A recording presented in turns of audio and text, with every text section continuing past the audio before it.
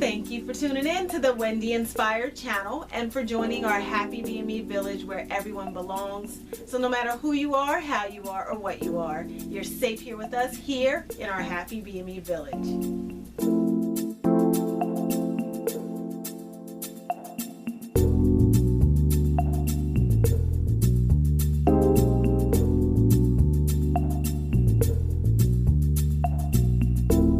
Villagers, so I just got back from an awesome interview with Heart of the City Radio, and I was so excited that I wanted to share with you. So shout out to Maik, boy, thank you for the opportunity, and for you, take a look. This woman is absolutely phenomenal. Wendy Massey, the founder and CEO of Someone Cares About Me. That's just first of all, it's a tagline that could go on a few T-shirts and a whiteboard in the conference room and probably in our journals. It's a great reminder of what should be in our community. Absolutely. Because we should care about each other, right? Someone should care about me, and I should care about them. But how this whole thing started is a phenomenal story that we should talk about. And so let's talk about let's it. do it. Without further it. ado, welcome to the show, Wendy Massey. Thank you. I'm so excited to be here. Well, we're excited to have you. So bullying, low self-esteem, violence are all things that our youth really face in today's time. And I think a lot of times and even now, students have walked out because of gun violence and things of that nature, and which is absolutely an issue that we need to address. But every day, someone's being impacted by bullying, the effects of low self-esteem, and violence that gets unreported, that doesn't have a gun, but it comes by words. It comes by, little deeds in our schools every day. I'm concerned about it for my children. I have conversation, almost daily. Like, what's happening?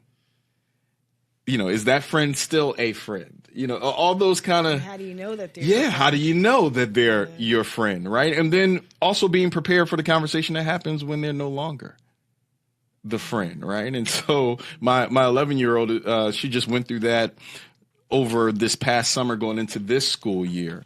And that was a challenge. It really is a challenge because we deal with it on an adult level, but we don't necessarily think about the impact of the children. You've done that, and you consistently do that in the organization, but there's a reason why you started this org, and so tell the listening audience, what brought you to that decision? You could do so many other things, but you started this organization to ensure that our children had support in such a sensitive area of their lives. So, there's so many different factors into how and why I started this business. One of the things that really prompted me to do this was when I would log on to Facebook or when I would watch the news or when I would just hear it about a child taking their life.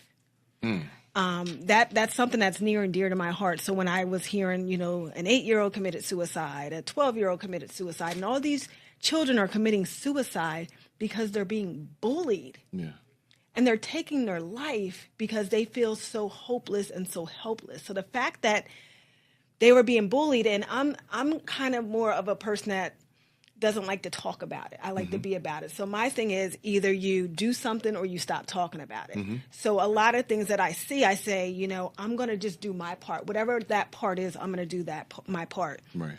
So the fact that I'm really passionate about children and I witnessed a lot of children committing suicide from bullying was one of the things that kind of triggered it. Another thing that really triggered me to start this business is my own personal experience. So when I was very, very young, I was bullied my very first day of school. My very, very first day of school, my father retired from the military. I was brand new to the area. I didn't know anyone, so you wouldn't expect to be bullied your first day of school because you didn't really make enemies, at least in my mind. Right. So my very first day of school, I was bullied, extremely bullied my first day of school. And I still remember my dad was walking me in, and I still remember seeing his back. So he's walking away. And as he was walking away, all these girls were swarming around me, and I wanted so much to say, Daddy, help me. But I was supposed to be tough, and I didn't want them to know that I needed my daddy. So at that very moment, I see my dad leaving, and all these girls kind of swarmed around me and called me every name in the book and said that I was messing with their boyfriends and all this stuff. And I kind of looked around, and I was like, I don't even know you. I don't know your boyfriend. I'm new to this area. And that was my first day of school, and it was year after year after year after year. It was the same thing. And that feeling of being unworthy, that feeling of feeling like I'm ugly, that I'm not good for anything, all these negative feelings I experienced as a child. And I came from a good home.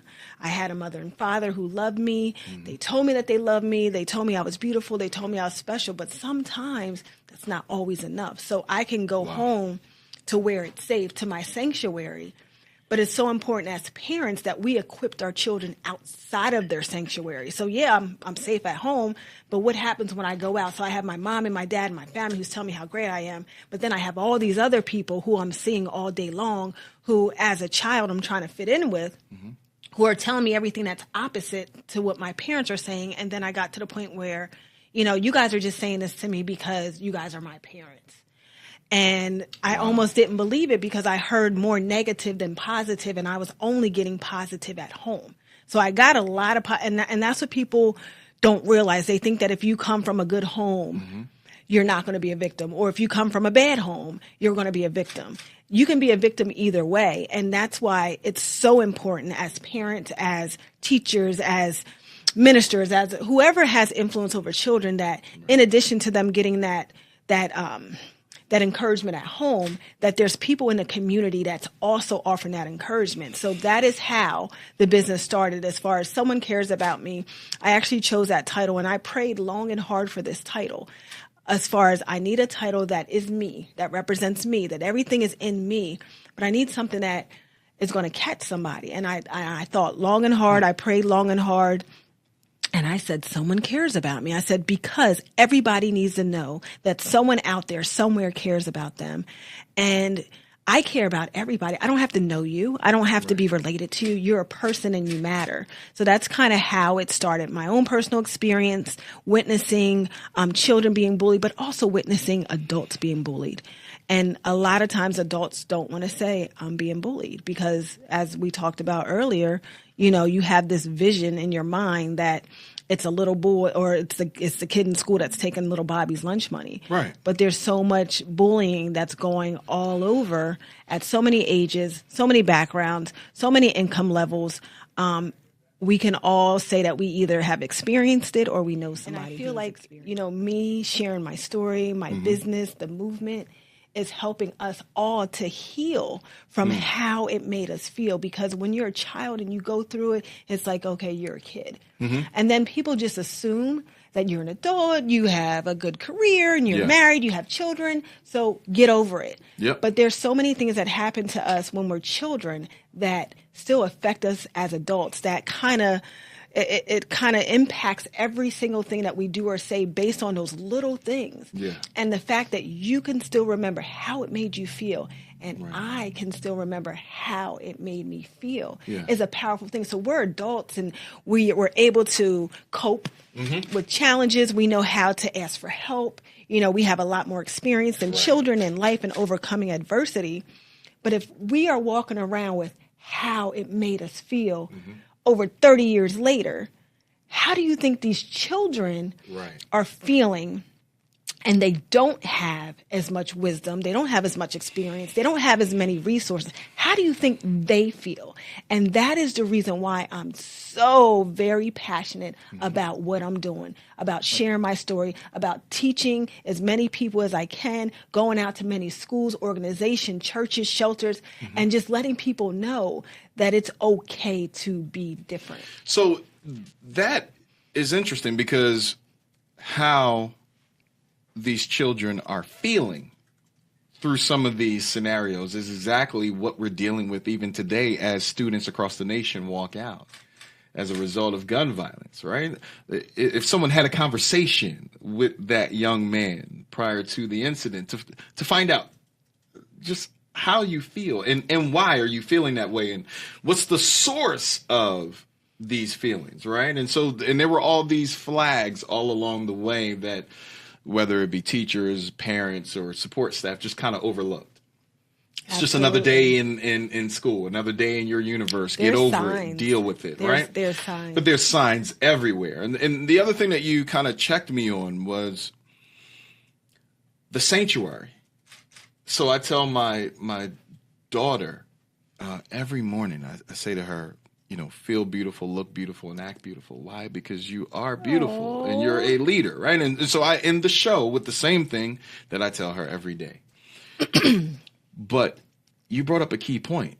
If it's in the sanctuary, it can almost be redundant. And so you have to make sure that it's not just in the sanctuary, but outside of those walls, that she feels the same way and knows that it continues, the love continues outside of those walls. I never realized, or let me say, I never thought about that point and whether or not I was making sure and doing a quality assessment test to make sure that it translated.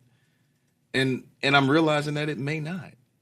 How many children go through that? I mean, you're dealing with this on a consistent basis. The foundation is that you have. Someone cares about me is based on these kind of things. Are we really missing that as parents? Is that one of the biggest boats that we're missing? Because we could talk about gun violence all day long, but the question is, why did the child even bring the gun in there in the first place? And right? what signs did they display prior to? How many times did they ask for help? The majority of times before a child does something, whether they are getting in trouble in school, whether they're cutting class, whether they're stealing or fighting or something that they're doing that their parent is not pleased with, the majority of times they ask for help. It could have been the time when you're reading your newspaper and your child comes out and just says something to you and you tell them later. And every time they have a question, you tell them later. Or you're too busy on Facebook, or you're just too busy. Right. And had you taken the time to listen to them, to help them share about their day, they would have shared how much pain they were going through, and then you could have got involved. A lot of times, these parents are getting involved after someone is, injuring themselves or injuring someone else. But again, the majority of times, if you pay attention, you'll see it. Perfect example. I have a son, and I'm not saying I'm a perfect mother, but I do make every effort to be aware. So my son is grown. And when he comes home every day, I look at his face. I look at his eyes. I look at his nails. I look at his clothes. I look at his hair. And I try so hard to read his energy because he's going to naturally tell me that everything's okay. How's your day? It was good. Think about the children who cut class. Yeah. And you know that little Susie cut class because the school called and left you a message. Then Susie comes home and you say, how's school? And Susie's like, oh, I had all this homework and, Miss Johnson was giving me a hard time. Yeah. And you look at her and she convinced you.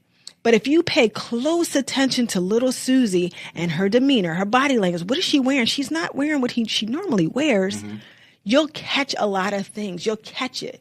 But we allow ourselves to be so distracted that we're not catching those little signs. People want help, but not everybody knows how to ask for it. Adults know how to ask for help. Children don't always know how to articulate that. So they articulate it through behavior. They act out when they're hurting. They act out when they want attention. And then half of the times, they're labeled as bad kids. And guess what? They're not. Yeah, they're just, that's the only way. Thing. Yeah, absolutely. So you're not only addressing that and dealing with children at a higher level, the high school, but you've drilled all the way down because you said it starts at the beginning, the early stages, forming great relationships with your children and that hierarchical structure. Communication. Yeah, and the communication that needs to happen in that structure, right? Because, yes, it's clear. We're the parent. We know that. We were there for the process. We get it, right? But how do I communicate with this child through all of their stages of life, not just my stage? And not only how we communicate as parents, but how the outside is communicating. So again, most parents have a pretty good sanctuary. Your house is safe. You tell your daughter she's beautiful. I tell my son he's great. They're loved. They're not abused. But then how do we equip them for when they go out into the real world, where I like to, call it my armor. So each and every day, me personally, I put my armor on every single day before I walk out of my door, because again, my house is my sanctuary because it's a controlled environment. I have my family. We're positive. We love each other. Right. But outside of our sanctuary, not only our children, but also ourselves, we experience those darts. So every morning, I personally put on my armor. And the way I put on my armor is through prayer, through positive affirmations, positive music, whatever I feel like I need to have, and have in such a high level of positive energy. So when the darts come, when they cut you off when you're driving, when you have a hard customer at work, when you haven't, it doesn't affect you the same way. So it's important that not only we teach our children to put on their armor, but when they go out, we connect them with other people. We connect them with mentors. We connect them with good people. We're not afraid to ask details about their friend. And just because they're 18 or 19 or 17, you should know about their friend, because a lot of times, if you know the background of their friend, you may not want them to figure out what your child is doing. Absolutely. Or how to create the barriers Absolutely. to separate them from that energy. Yeah. And so you wrote a book.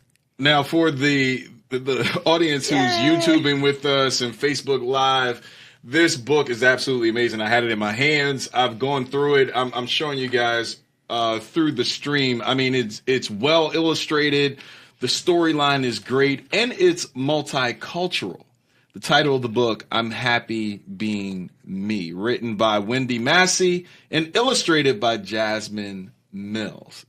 This is a great book. And so you're selling this book to the public, right? Yes. Okay, so what's the mission? How do we get the book, get it inside of every nursery, every daycare, every school, every church? School, there we go. Put it in the atmosphere. Take it. So how do we do that? How do we support you in this effort? So you can go to my website, which is www.someonecaresaboutme.com. We have books, we have apparel, we have happy bands, we have the whole 9 yards. And it's not just a book, it's not just a t-shirt, it is a movement. And the movement is being happy just the way you are, daring to be different, and knowing that it's okay to be different, that you don't have to conform. If it's not your thing, then don't do it, because there is a place for everyone to fit. And the way you fit is by being yourself. There's so much trouble that I got into as a kid because I knew that I was different, yet I pushed myself to assimilate rather than to stand out. And then, years pass and you finally realize that you have this great revelation at whatever point in your life, and you go, wow, I missed all those moments that I could have just been myself. But you know what? You live and you learn, and That's at least true. you got it. At least you got it. You said you're 40? Yeah, 40. At least Don't tell nobody. You already said it. That's the only reason why I said it, because you said it on the air. Otherwise, I wouldn't have mentioned it. But it's a blessing that at the age of 40, or whenever you came across this revelation, it's a blessing that you realize it, because there are people who are 60, 70, 80, 90 still trying to figure it out. still trying to figure it out. It's real. And that is the reason why this platform is so passionate. Like it's so near and dear to my heart, because I've never been told my entire life that it was okay to be different outside of my sanctuary. So your mom and your dad, but going to school, in corporate America, I've never been told that it's okay to be different. It's more like, why are you so enthusiastic, or why are you this, or why are you that? I remember I've been criticized more times than I can count regarding my personality. Wow. And I would walk in a room and people would roll their eyes and be like, why are you so happy? And are you serious? Yeah. Or you're fake. You're not really happy. Right. And people would try to tell me about me, but I know my story, and I know that my smile is authentic because it took me so much work to get here. To get there. So I'm happy that, I'm not crying myself to sleep. I'm happy that I'm not, suffering with low self-esteem. I'm happy that God is using me to do all these wonderful things. So I'm truly happy because I know what it's like to be sad. And I can't emphasize enough that it's okay to be different, because the things that make us different also make us special. Because Say that one more time, please. It is okay to be Yes. different, because the things that make us different also make us special. Yeah. And the only way to find out what your special is, we all have one. Every single person on the face of this earth has a special. Yeah. The only way to find out what your special is to embrace who you are and stop watching everybody else. Well, this person's doing this, so I should do this, or this person's doing. No, be who you are, because who you really are is who you're meant to be. And as you start to embrace yourself, you start to be made aware of all these wonderful things. So when I started to just embrace me, like the real Wendy Massey, and not have to always worry about, oh my goodness, I wish I didn't say this, and well, what about this, and what do they think? When I said, you know what, this is me, I'm embracing it, all these doors just continue to open. And I thank you for the opportunity of being on the show. I mean, absolutely, it's exciting. It's necessary. Yay. It is necessary. So understand what Wendy is saying. Look, burn bright, baby. Burn bright. Yeah. Do not douse your flame. Don't dim your light. Because your flame is fueled by your design. So the more you remove yourself from your design, you stop fueling that flame, and it gets dim. I mean, this is, we have our own, Oprah Yana Von Zant in the building today. Wendy's dropping all kinds of jokes, not just for our children, but for adults, because we're all having these challenges around self-esteem. And quite frankly, if you're watching commercials, if you're looking at how the world is shaping its media and what it pumps to us through what they frame as the idiot box, right? Also known as the television. Those commercials will have you thinking, I need to change my teeth. I need to lighten my skin, change my nose, hair, because everything. My curves are not the same as this individual. Then I need to then buy all of these gym memberships that I'm never going to use, and all these late night fitness tools that I'm never going to use. Yes. At some point, you've got to love you, and that does not mean just let yourself fall apart. All right, so if you're doing the couch potato thing, we're not co-signing you on that. What we're saying is, be comfortable with who you are. Amen. And be comfortable with the energy and the design that God has given you in which to exude that energy. Now, you have events coming up, right? I do. Okay, so I need you guys to get involved with these events. First of all, buy the book. I'm holding it up again. If you are in the live stream, make sure you get the book. It's going to be a great read for your child and an opportunity for you to share some QT with your child. So not only get the book, donate to the organization. You also have a spare pair sock drive, right? So you got all these little cool things going on, right? Yes. And this music video that you shot. Let's talk about this. We have 2 minutes to break this down. Tell them about the video and how to support you. All right. So we have 2 minutes, so let me keep it short and sweet. So the music video is going to premiere March 22nd. So you can check this video out on my YouTube channel under Wendy Inspire. You can support the movement by subscribing to my channel, Wendy Inspire. Feel free to make donations through www.someonecaresaboutme.com. I love saying that. But just keep your dials locked on this music video. It's a very powerful music video. It is about my evolution of being bullied, all the things that I went through, and all the things that makes me me. It also honors my father, who went to be with the Lord 4 years ago. So there was a lot of emotion involved in this music video. There was a lot of support. So I just want to thank my happy BME villagers, my family. Love you, Tarquin. Love you, Tarquan, Mom, and everyone else, Roz, Lisa, Andrew, everyone. If I didn't mention you, you're still special. But I'm just really, really grateful for my husband, Tarquin Massey, who was with me before I was Wendy Inspired. He was with me when I was that insecure girl who didn't love myself, and he loved me before I loved myself. And we've been together since I was 16. Loving my life. So support www.someonecaresaboutme.com, and make sure you subscribe to my YouTube channel, Wendy Inspired. Please. All kinds of cool stuff, right? I'm happy being me. And this great book that Wendy created, I'm telling you, the illustrations are absolutely phenomenal. The storyline is phenomenal, and it goes for a great cause. I mean, you'll find a little bit of everything in here, and great opportunity to discuss the issues of the day with your children. Make sure you get out and support Wendy and Someone Cares About Me. Give them the URL one more time. All right, www.someonecaresaboutme.com. Also YouTube, Wendy Inspires. Great. So thank you so much for tuning in. Continue. Kevin Dua is on the other side. Dr. Williams, this is going to be an amazing show. The Power of the E, Education and Economics, how we move forward with those two pillars right here.